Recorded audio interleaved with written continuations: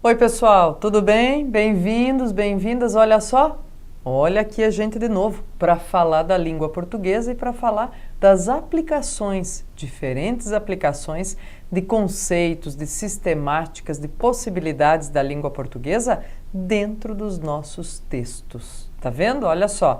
Então, bacana a gente entender essas performances, essas possibilidades tantas de leitura nos textos, de observação e também de produção. Tudo bem? Bom, então do que é que nós vamos falar hoje, gente? Do que é que nós vamos tratar nesse nosso tema, nessa nossa aula, nessa nossa conversa? Vê comigo, olha só. Vamos falar, pessoal, de marcadores linguísticos em textos argumentativos. Bom, quero que você tenha bem em mente, primeiro de tudo, gente, que nós não vamos falar única e exclusivamente de conjunções, né? Porque quando a gente fala de marcador linguístico, a primeira coisa que pode vir à cabeça, vir à mente é, vamos falar de elementos de conjunções, né? Só de elementos coesivos dentro de um texto. E isso não é verdade, né? A nossa proposição aqui é falar dos diferentes marcadores, inclusive das conjunções, mas de outras palavras, pessoal, que se gramaticalizam como se fossem elementos de ligação em determinadas funções, em determinados momentos, em determinados contextos, tá? O que eu quero dizer com isso, pessoal? Reflitam sempre a respeito. Olha só, nenhuma palavra nasce, surge, se origina numa língua sendo já somente aquilo que tem que ser. Como assim, prof? Bom, olha só, gente. Uma palavra, uma expressão pode ter uma aplicação numa determinada língua e, com o passar do tempo, sofrer diversas alterações, mudanças que vão fazer com que essa palavra ou que essa expressão mude também os seus elementos de aplicação, mude também as possibilidades de aparecimento nos contextos, tá? Então é isso que eu quero dizer. Olha, quando eu uso a expressão se gramaticalizar, não tem nada a ver com seguir a gramática, pessoal, mas tem a ver com se tornar pertinente ou fazendo a função de alguma classe gramatical. Tudo bem? Então, olha só, vamos falar então justamente de marcadores linguísticos, gente, para ir tirando um pouco a aura também, às vezes, de entender que é só conjunção ou de não saber do que é que estamos falando, tá? Vamos lá, juntinhos então. Um pouco de teoria, pessoal. Por quê? Para a gente entender de fato qual é a circunscrição, qual é o limite do que estamos falando quando tratamos de marcadores discursivos, tá? Dá uma olhada, gente. Diz assim, ó. O funcionamento dos marcadores argumentativos ocorre com base nos conceitos de classe argumentativa, pessoal, formada por um conjunto de enunciados que podem equiparar-se para servir de argumento a uma mesma conclusão. Ou seja, todos os argumentos reunidos apresentam o mesmo peso, e a escala argumentativa, constituída quando dois ou mais enunciados de uma classe argumentativa se apresentam em gradação, quer dizer, cada um num degrau após o outro, aumentando a força no sentido de uma mesma conclusão. Pera lá, então vamos entender como é que isso se dá, pessoal. Olha que importante aqui, né? Você diz, ó, funcionamento dos marcadores argumentativos ocorre com base naquilo que chamamos de classe argumentativa. Vai aparecer, então, um conjunto de enunciados que compõem argumentos e que vão servir para a gente chegar a uma mesma conclusão, a uma conclusão igual, né?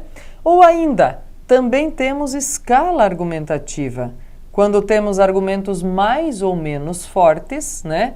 Ou argumentos em gradação. Então, temos um argumento de tal degrau, depois um argumento mais forte, e ambos vão se juntar, vão, se reunir justamente para aumentar a força da conclusão estabelecida.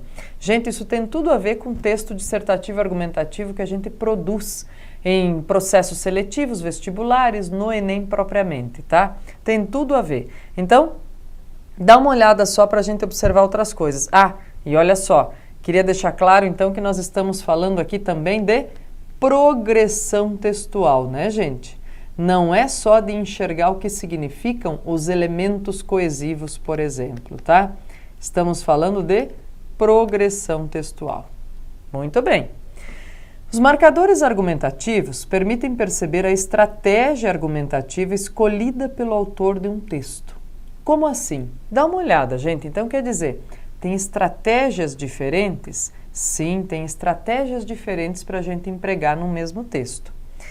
A conjunção, em que os enunciados são agrupados e direcionados a uma mesma conclusão, por meio de conectores como e, também, não só, mas também, tanto como, além de, além disso, ainda e nem.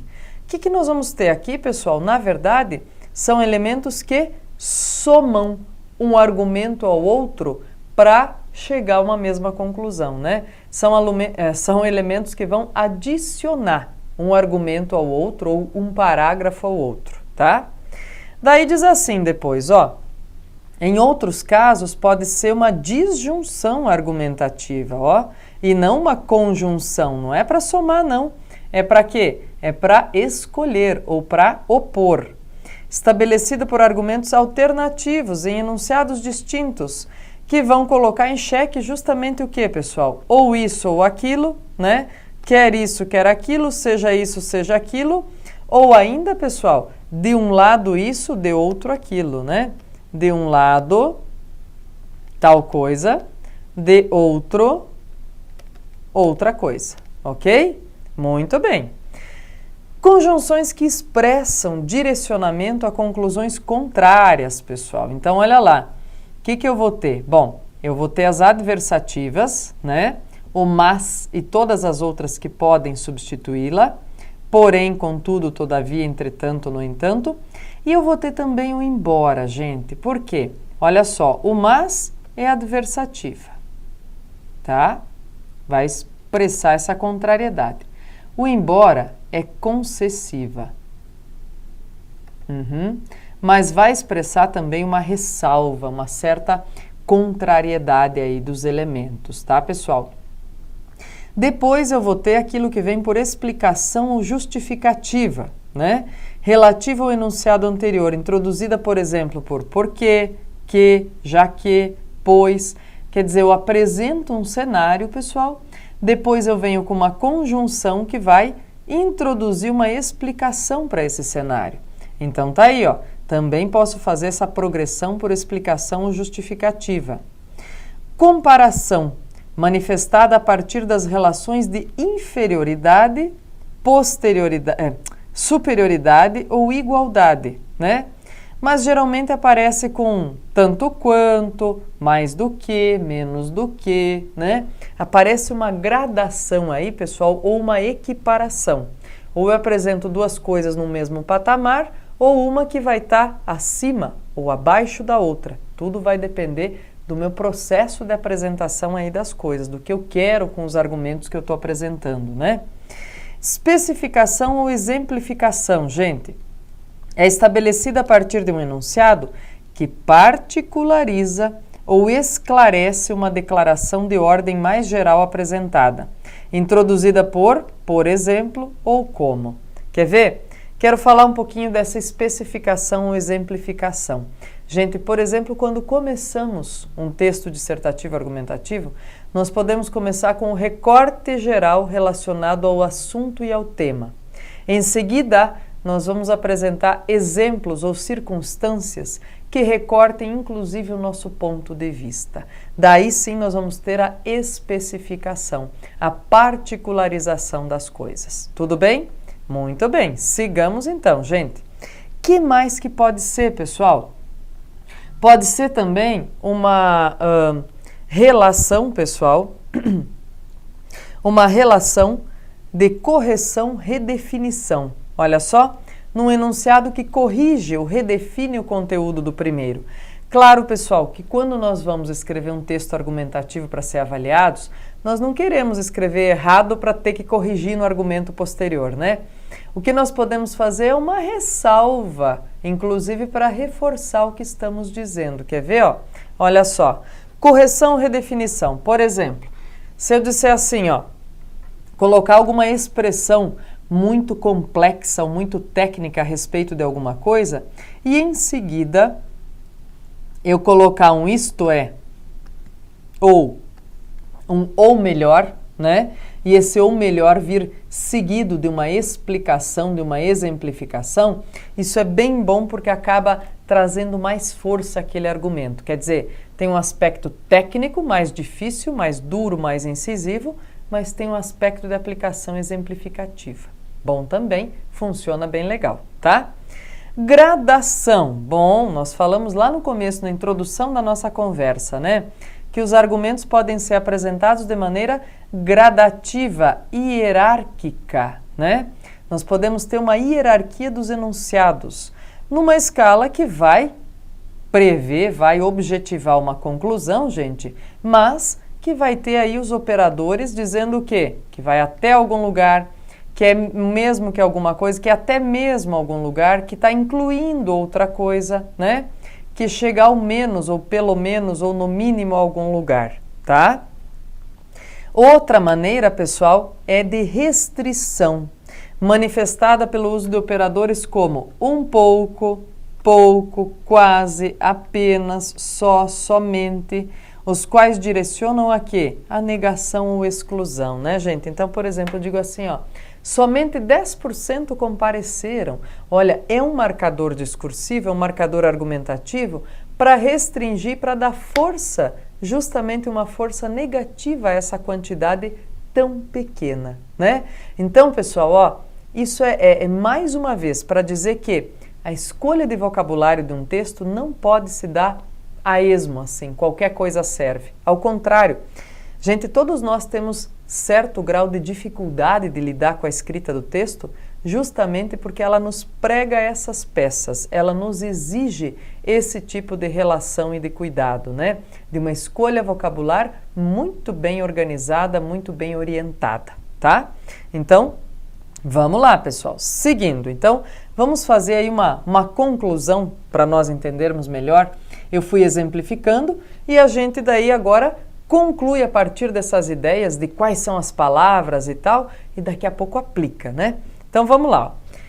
Os conectores ligam não só o conteúdo proposicional, expresso pelas unidades conectadas, mas também as conclusões a que as expressões linguísticas dão acesso. Estes elementos deixam de ser concebidos como meros nexos, por isso a prof disse, ó, não vão pensar que é só para olhar o que significa a conjunção, né? Até porque, pessoal, quando a gente fala de marcadores discursivos, marcadores argumentativos, vocês perceberam que não é só a conjunção que faz essa função, né? Tudo que é palavra pode fazer essa função que vai dar progressão textual. Tudo bem? Olha lá. Meros nexos que coordenam enunciados entre si, para serem entendidos como unidades cuja significação está formada por uma série de instruções que tornam compreensível a relação semântica entre os membros enlaçados, a que condicionam a prossecução da dinâmica discursiva. O que eu quero dizer com isso, gente? Olha só, a gente tem aqui uma sequência discursiva que vai se ligar semântica e sintaticamente com o mesmo propósito, com o mesmo objetivo, para chegar a alguma conclusão plausível depois dos argumentos, ok? Muito bem. Que são as escalas argumentativas, pessoal, então, de que a gente tratava anteriormente aí, utilizando o texto? Olha só, queria falar para vocês um pouquinho dessa referência, né? Usando a referência aqui da professora Ingedore Koch. Ela é, gente, pessoal, ela é uma professora pesquisadora que publica muita coisa sobre coesão, coerência, linguagem e sempre de uma maneira bastante didática. Então, se vocês enxergarem alguma coisa proposta, publicada com a bibliografia dela, podem dar uma olhadinha porque geralmente tem coisas importantes aí para a nossa reflexão sobre linguística textual, ou seja, trocando em miúdos aí, sendo bem simplista na minha relação, pessoal, é aplicar aquilo que nós aprendemos em norma padrão e em fatos linguísticos ao texto, né? Como é que nós aplicamos, como é que nós percebemos, tudo bem? Então, sempre que houver alguma possibilidade aí de percepção de produções da professora Ingedore, fiquem à vontade para consultar, tá bem? Aí vamos ver, pessoal, o que nós temos aí? Olha só, diz assim: a existência de enunciados co-orientados ou anti-orientados como distinta força argumentativa remete para o conceito de escalas argumentativas, entendidas como ordenação, de acordo com a sua força argumentativa, de predicados co-orientados para a prossecução do discurso num determinado sentido. Essa ordenação, ou seja, gente, a ordem dos argumentos, sim vai alterar os produtos na hora que a gente fala, na hora que a gente percebe uma sequência argumentativa, né? Então vai aqui, ó, por exemplo, neste sentido, ó, vamos pegar esse trecho que é importante. Existem marcadores, como além disso, que reproduzem este efeito de escala argumentativa no discurso. Como assim? Eles ordenam os argumentos de acordo com a sua força, de modo a direcionar o discurso para uma determinada conclusão. Pessoal, se eu perguntar a vocês, por exemplo, nós estamos lendo um texto, tem um argumento, tem um além disso e tem outro argumento. Qual deles é mais forte? O que veio antes do além disso ou o que vem depois? Beleza? Acertou você que disse que é o que vem depois. Por quê? Porque o primeiro, gente, é meio que para abrir caminho, né? Para mostrar o quanto pesa aquela discussão. Em seguida, no além disso, você coloca e condiciona aí o mais forte para convencer o seu leitor de que seu posicionamento é defensável, né? Seu ponto de vista é defensável, tá? Muito bem. Daí, pessoal, eu deixei um quadrinho aqui também, porque acho bem importante, né? A gente foi falando dos exemplos, eu fui dando uma observada aí com vocês nas aplicações, mas é bem legal que vocês tenham também esse quadrinho à mão, se quiserem, né? Para perceber, dizer, pera lá, ó, quando eu estiver daqui a pouquinho fazendo minha tarefa, que a prof sempre pede para a gente ler em casa, né? Depois da nossa conversa aqui, quando eu estiver lendo um editorial de jornal, quando eu estiver lendo um artigo de jornal, será que eu posso tentar aplicar e buscar esses elementos para perceber qual é o estilo com que aquele editorial ou artigo está trabalhando? Sem dúvida, pessoal, tá? A gente não só pode, como deve qualificar, observar, enfim, perceber muito bem esse estilo, tá? Por intermédio do uso justamente desses elementos que vão ligar umas coisas às outras, fazer coesão e dar progressão ao texto. Tudo bem? Então tá aí, ó. Todas as estruturas, né? Os conectores, os reformuladores e os operadores discursivos. Tudo bem? Então, todos estão aí para que vocês possam aplicar, pessoal, tá? Vamos trabalhar com alguns marcadores no texto a seguir? Vamos lá? Olha só, pessoal, o texto a seguir são exemplos tirados aqui, eu vou fazer dois com vocês, são exemplos tirados da Cartilha Enem 2016. São textos que trouxeram uma nota considerada nota 1000 nos Enems em edições anteriores, né? Eles estão online, estão aí nos PDFs se vocês derem um buscador, mas vamos dar uma olhadinha como é que a gente trabalha ou percebe os operadores discursivos. Se tem um deles que lança a mão com mais propriedade, com mais expressividade, e se tem outro que tem menos operadores. Vamos ver? Olha só. São dois textos, gente, relacionados ao tema de 2013, dos efeitos da lei seca no Brasil, tá? Olha lá, o primeiro deles diz assim: a lei seca foi implantada no Brasil no ano de 2008, com a finalidade de reduzir o número de acidentes de trânsito, tendo em vista que 30% destes são causados por condutores alcoolizados. A lei determina que, se comprovada a ingestão de álcool através do teste do bafômetro ou o exame de sangue, o motorista poderia perder sua habilitação e até cumprir pena, além de pagar multa. Vejam, pessoal, numa primeira leitura, pode ser que vocês condicionem, percebam outras coisas, né? Mas eu vou falando do que vem à tona mais rapidamente. Vejam, o que nós temos aqui? Uma condição, né? Se comprovada. Aqui, gente, ó, através do teste do bafômetro ou exame de sangue, veja, tem aqui um qualificador que orienta para duas possibilidades, né? E tem um além, aqui, ó, além de pagar uma multa. Quer dizer, eu tenho uma inclusão, um acréscimo de elemento, que pode vir a ser até, gente, o mais forte aí dos solicitados, dos sugeridos pela elaboração do texto, né? Por que pode ser o mais forte? Porque diz, perder habilitação, cumprir pena. Pode ser que nenhum desses elementos chame mais atenção do que mexer no bolso, tá, gente? Pode ser que eu mexer no bolso é que chame mais atenção. Por isso que pode ser aí que o produtor do texto optou por deixá-lo por último, tá? Daí diz assim, na sequência do texto. No período inicial de implantação da lei, a população se surpreendeu com a quantidade e seriedade das fiscalizações. Certamente, o brasileiro acreditou que continuaria impune ao colocar em risco a sua vida e a dos que o cercam.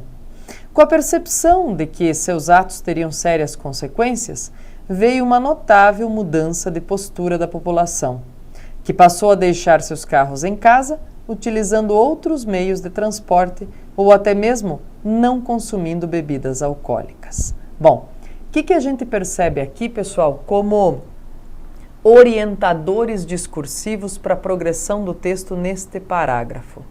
A gente vai ter, pessoal, basicamente aqui um relato de situação geral, né? É uma situação generalista relatada para dizer o quê? Olha, como é que a população reagiu? O que é que a gente, como observador, e um observador sob a ótica do tema, pode dizer sobre a reação da população?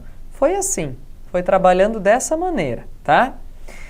Entretanto, olha que marcador importante aqui, pessoal, tá? É um marcador que vai fazer uma ressalva importante. Então, ele vai abrir uma exceção ou colocar um contraponto ao que ele vinha trabalhando anteriormente, que pode ser muito forte, pode inclusive direcionar para uma conclusão diferente do que nós esperávamos lendo o parágrafo anterior, tá? Então, vamos ver, o que aparece aí, Entretanto, como toda generalização, esta também é equivocada. Não é plausível afirmar que toda a população brasileira possui consciência de que beber e dirigir acarreta danos graves. Ainda há parcela que conserva o pensamento de que nada de ruim acontecerá e apenas uma latinha não fará mal. Para atingir essa parcela ainda existente, algumas medidas já têm sido tomadas, como a divulgação de publicidade. Mesmo com os resultados significativos após 5 anos, reparem que aqui também é uma ressalva, gente. Após 5 anos de implantação da lei, existem outras ações que podem ser tomadas. Implantação de aulas e palestras para uma conscientização precoce sobre os efeitos do uso do álcool nas redes de ensino básico, melhorias no sistema de transportes públicos, diminuindo a dependência dos privados, incentivos fiscais aos taxistas, levaria a uma redução nas tarifas e, finalmente, aumento nas fiscalizações em determinados horários. Vejam só, o que acontece aqui, pessoal? O entretanto, o ainda há e o mesmo com são todos operadores que vão indicar, vão direcionar para a ressalva, né? Vão direcionar para a ressalva, dizendo, olha, eu não deixo de reconhecer o cenário de mudança significativa que aconteceu, mas ainda existe. Então, por conta de todas essas ressalvas, o que vai acontecer? Nós vamos ser direcionados não a uma reflexão positiva sobre o tema, mas vamos ser direcionados a propostas de intervenção, a ações que ainda buscam minimizar o impacto dessa situação.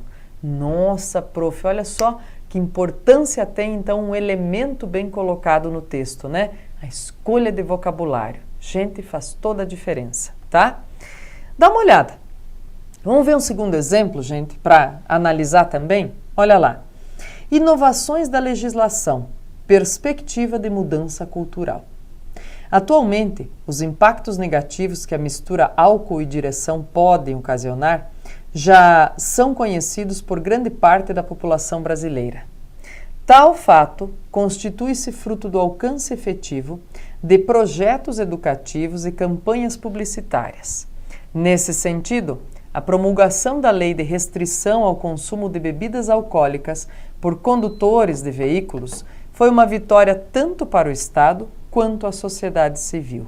Pera lá, vamos marcando aqui, pessoal. Tem o tal fato aqui, né? Tem o nesse sentido. Tem, olha só o que a gente tem aqui, que legal.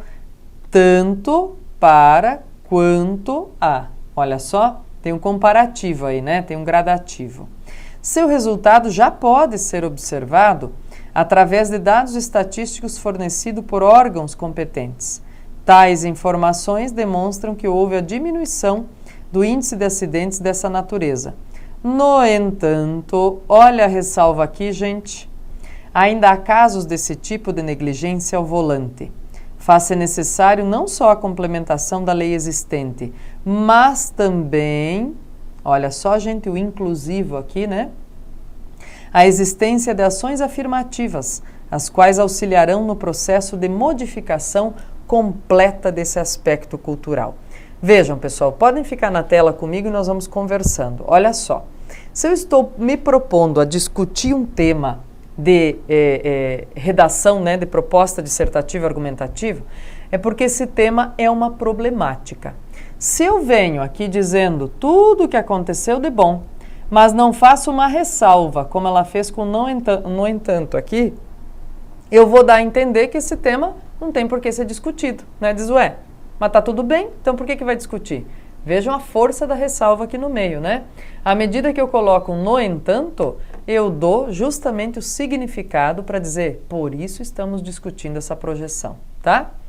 Daí diz assim, ó, toda lei há de beneficiar sua própria sociedade, contribuindo com parâmetros necessários e decisivos ao êxito da organização social, bem como de sua administração. Fundamentando-se nisso, pode-se afirmar que a lei seca em si vem a cumprir o seu papel perante o Estado e a sociedade civil. A aprovação popular é devida aos seus resultados satisfatórios, provenientes de seu correto método de atuação e aplicação. Ademais, olha só, gente, o marcador aqui para dizer o quê? Vou acrescentar algo e esse algo pode convencê-lo melhor. Como toda legislação vigente, tal proposta deve ser constantemente reafirmada, tanto nos âmbitos da cultura comum quanto na representação administrativa.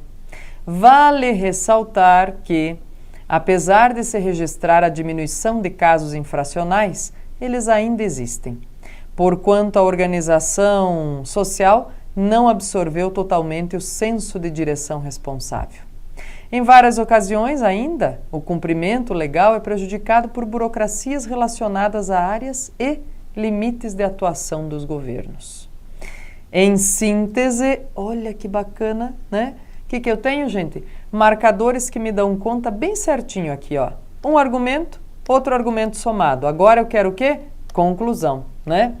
A lei seca representa pontos eficazes à diminuição de acidentes de trânsito. Porém, é de suma importância, então olha a ressalva aqui de novo, a realização de ações paralelas, as quais visem a prevenção desses procedimentos perigosos. Tal iniciativa pode ser dada pela mobilização de ONGs e de empreendimentos privados, através de campanhas de conscientização em bairros, comunidades e escolas. Quanto às áreas administrativas, faz-se aprazível o estabelecimento de uma lei única das estradas, a qual contemplaria vias municipais, estaduais e federais. É necessário ainda, por parte do poder público, a fiscalização da propaganda de bebidas alcoólicas, expondo no rótulo de cada produto os perigos da combinação beber e dirigir. Dessa maneira, a lei seca poderá ser apoiada e reafirmada pelos governos e pela sociedade, conseguindo atingir, por fim, o seu objetivo. Percebam, temos uma indicação de conclusão, temos a ressalva e temos o ponto a ponto da iniciativa, né? Tal iniciativa, quanto às áreas, o que depois faça aprazível, é necessário ainda, vejam só, os acréscimos e a indicação de conclusão. Quer dizer, dessa maneira, ou seja, da forma como proferida anteriormente, temos uma indicação de frase síntese para o final. Gente, todos os textos, então, que nós vamos ler, que são editoriais ou artigos de opinião, vamos ler com esse cuidado, observando se os marcadores argumentativos estão presentes e estão fazendo seu efeito. Tudo bem? Curte, comenta, conversa comigo. Um abraço, já já nos vemos em outra aula. Tchau, tchau, bons estudos!